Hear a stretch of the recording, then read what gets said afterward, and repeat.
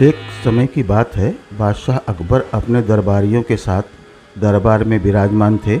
उसी समय दरबार में एक बूढ़ा गरीब किसान पहुंचा और उसने सम्राट अकबर से कहा, हुजूर, मेरे पास मात्र एक बैल था और वह भी चोरी हो गया है। अब मेरे पास खेती करने का कोई साधन नहीं बचा है। कृपया मुझे न्याय दिलाइए। बीरबल अभी दरबार में पहुंचे न थे। अकबर ने किसान से पूछा कि तुम्हारा बैल किसने चुराया है?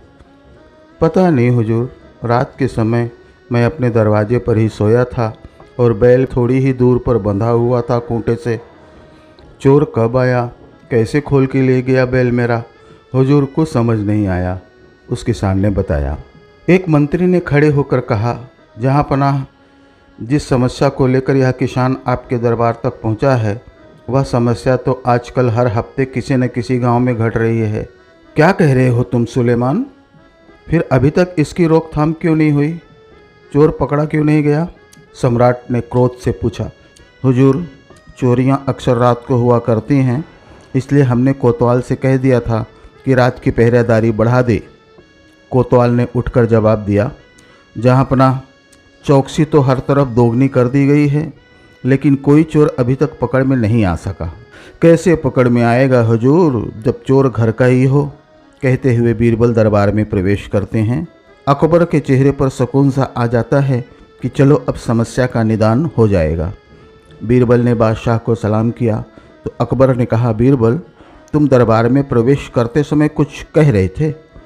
जहाँ पनाह, बीरबल ने कहा, किसान का बैल किसान के ही काम आता है।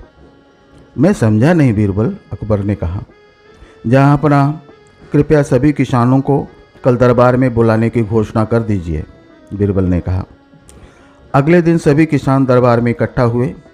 बीरबल ने कहा, हमने सुना है कि किसी ने बैल की चोरी की है और वह व्यक्ति अभी भी अपने आप को छुपाए हुए है।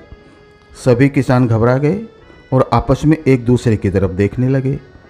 चिंता की कोई बात नहीं है, बीरबल ने कहा। हमारे राजमहल के बगीचे में जादुई पेड़ है। जो भी बैल चुरा कर आया होगा उस पर यह पेड़ गुस्से में झुक जाएगा। चलो सब बगीचे में।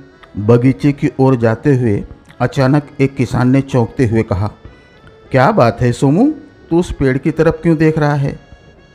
बस यह सुनते ही बीरबल समझ गए कि बैल उसी किसान ने चुराया है जिसे दूसरे किसान ने सोमू कहकर बुलाया है।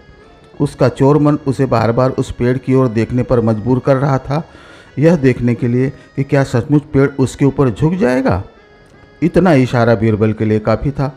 उसने जब सोनू से सख्ती के साथ पूछताछ की तो सोमू ने सच कबूल कर लिया और इस तरह उस गरीब किसान को उसका चोरी हुआ बैल वापस मिल गया।